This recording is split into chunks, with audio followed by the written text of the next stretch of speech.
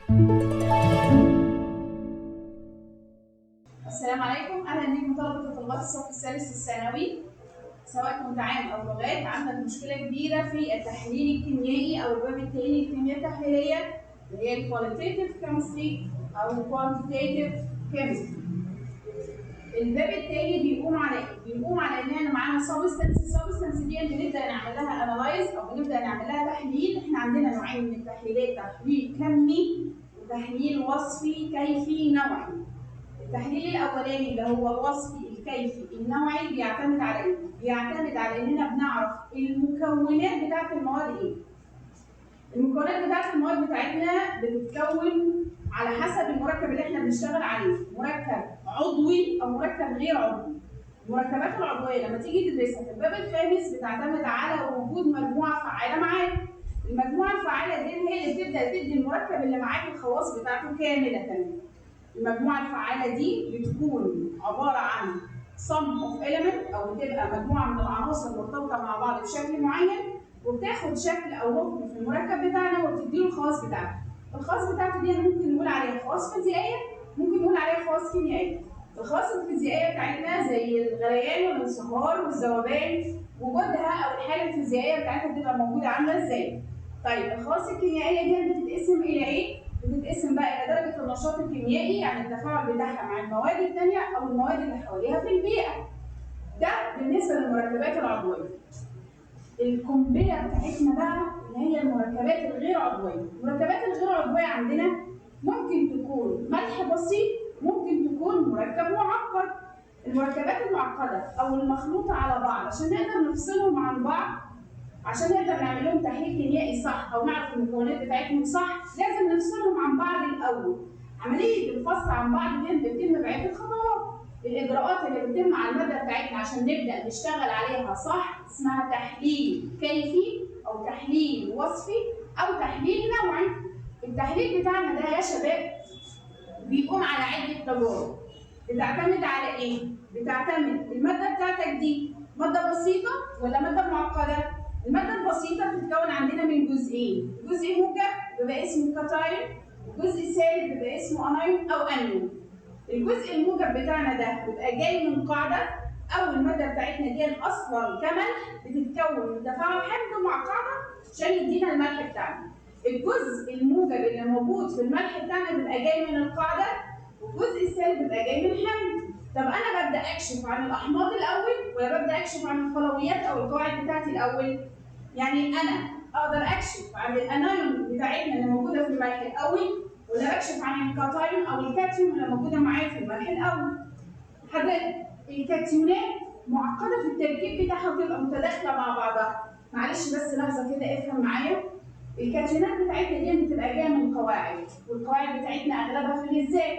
ولو جيت بصيت للمجموعه الاولى معانا اللي هي السلسله الانتقاليه الاولى وبصيت عليها وركزت فيها، هتلاقي ان المجموعه الاولى او السلسله الانتقاليه الاولى بتاعتنا العنصر الواحد عنده اكتر من حاله تاكسي. وليكن الحديد، بص على الحديد. الحديد بتاعنا عنده حدين تاكسي، موجب 2 وموجب 3.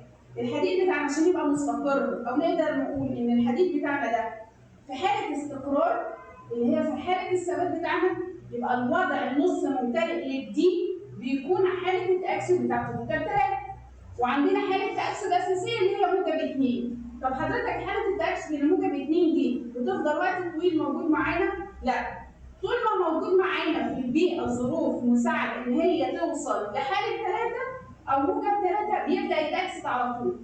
محدش بيحب الزحمه نفسه، محدش بيحب يضايق لنفسه. بنعمل ايه؟ بنبدا ناكسد الحديد موجب 2 لموجب 3 بسرعه عشان يوصل لمرحله الاستقرار والثبات. يبقى الكشف عن الكاتيونات او الجزء الموجب او القاعده بتاعنا في الملح بيبقى صعب. ليه صعب؟ عشان الكاتيونات بتاعتنا تبقى متداخله فيما بينها. تحس ان الحديد ده هو انت كريم؟ لا انا مش كريم، انا كرم. طب انت كرم؟ لا انا مش كرم، انا كريم. حضرتك بتحس ان هم ملخبطين في بعض كانهم توائم. طب الابسط ايه عشان نكشف الملح بتاعنا ونبدا ندور عليه؟ بنبص على الانيونات بتاعت الملح. الانيونات بتاعتنا بنقسمهم لثلاث مجموعات. الثلاث مجموعات بتعتمد على ايه في الكشف بتاعها؟ حبيب قلبي ركز معايا، عندك 3 حاجات اساسيه تفكر فيها: ثبات الحمض، قوه الحمض، تركيز الحمض. stability of acid، strength of acid، وconcentration of acid. الثلاثه كل واحده فيهم ليها معنى مختلف تماما عن اللي قبلها. ثبات الحمض اللي هو في الثيرمال، في درجه الحراره الغرفه بتاعتنا او الروم تمبريتشر بتاعنا مش بيحصل له ديكومبوزيشن، بيفضل مستقر. يعني الحمض بتاعنا او الملح بتاعنا كل ما بنسيبه فتره كبيره بنرجع نلف لفتنا ونرجع نلاقيه زي ما هو. الاحماض قويه الثبات بتطرد الاحماض ضعيفه الثبات في محاليل املاحها. ازاي يعني؟ دلوقتي احنا عندنا في كبار للمنطقه، كبير المنطقه بتاعنا ده بيبدا يقول للحمض الضعيف بنيجي عليه: لو سمحت قوم واطلع كده من مكانك ده وانا هقعد فيه. يبقى الاحماض قويه الثبات بتطرد الاحماض ضعيفه الثبات من محاليل املاحها. دي التقسيمه اللي احنا بنعتمد عليها. طب يا مس حضرتك قلت لنا احنا عندنا تركيز وعندنا قوه. القوه بتاعتي ايه؟ بتعني ان الحمض بيبدا يتفكك او يبدا يحصل له تأيد، ايونات موجبه وايونات سالبه. الاحماض قويه الثبات بتاعتنا هي احماض تامه التأيد، بمجرد ما تشوف العوامل المناسبه ليها في التأيد بتتفكك لايونات موجبه وايونات سالبه مره واحده. ما بتدورش على اي حاجه بعد كده. الاحماض ضعيفه الثبات بتاعتنا ضعيفه القوه بتبدا تتفكك تفكك ضعيف. كل ما بنزود لها ميه كل ما بتزيد معانا الايونات بتاعتها. طب دي هنعرفها فين اكتر حاجه؟ هتعرفها في الباب الثالث الالتزام الكيميائي. التركيز بتاع الحمض. تركيز الحمض هو عدد المولات اللي موجوده في 1 لتر من الماده اللي معانا. التركيز هو عدد المولات اللي موجوده في 1 لتر من المحلول اللي معانا. ودي بتعني ايه؟ بتعني المولاريه، ودي هتاخد التفاصيل بتاعتها برضه في التحليل الكيميائي الكمي في تجربه المعالجه. طيب نرجع لثبات الحمض، احنا قلنا هو اساسي في الكشف عن الايونات بتاعه الاحماض بتاعتنا او الجزء الثابت الجزء السالب اللي موجود في الحمض. بص معايا، بنقسم العناصر بتاعتنا السالبه الموجوده في المركب اللي هو الجزء الانيون الى 3 انواع: احماض ضعيفه الثبات، متوسطه الثبات، قويه الثبات. ضعيف، متوسط، قوي. الاحماض ضعيفه الثبات بنقدر نكشف عنها باستخدام المتوسط او القوي. الاحماض متوسطه الثبات ما ينفعش نكشف عنها باستخدام الحمض الضعيف او اجزاء الاحماض الضعيفه بتاعتنا، لكن ممكن نكشف عنها بحمض قوي. قوي ايه؟ قوي الثبات. خلي بالك في فرق بين قوه الحمض مره ثانيه وثبات الحمض. قوه هنا معناها ان هو اكثر استقرار في درجه حراره الغرفه، ما بيعملش الى الاحلال التلقائي لما بنسيبه شويه. يبقى الاحماض ضعيفه الثبات ممكن نكشف عنها باستخدام احماض متوسطه واحماض قويه. الاحماض المتوسطه بنكشف عنها باستخدام الاحماض القويه الثبات فقط. الاحماض قويه الثبات عشان هي اصلا مستقره في درجه حراره الغرفه بنبدا نكشف عنها باستخدام محلول. المحلول ده بيعمل ايه؟ بيبدا يرسب لنا الماده اللي معانا او الانيون اللي معانا على هيئه راسب صحيح الذوبان في الميه. طب يا مس الاحماض الضعيفه والاحماض المتوسطه بتعمل ايه؟ الاحماض الضعيفه والاحماض المتوسطه عندنا بيحصل لهم حاجه. اول حاجه بمجرد ما نضيف عليهم الحمض القوي الثبات بتبدا تطلع على هيئه غاز. بنكشف عن الغاز ده وبعدين بنعمل كونفرماتوري تيست عشان خاطر ناكد هل فعلا احنا معانا الماده دي او الانيون ده ولا لا. يبقى الحمض الضعيف سهل نكشف عنه بالحمض المتوسط او القوي. الحمض المتوسط نكشف عنه باستخدام الحمض القوي فقط، قوي الثبات. الاحماض المتوسطه عندنا او الضعيفه بتطلع على هيئه غازات اثناء التجربه الاساسيه، والغاز ده بنبدا نكشف عنه وبنعمل تجربه تاكيديه اللي هي الكونفرماتوري تيست بتاعتنا عشان خاطر نقدر ناكد ان فعلا الانيون ده موجود معانا ولا لا.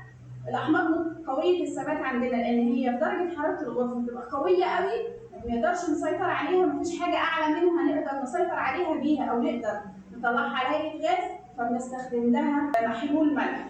المحلول بتاعنا ده اللي هو مين؟ محلول كلوريد البرد.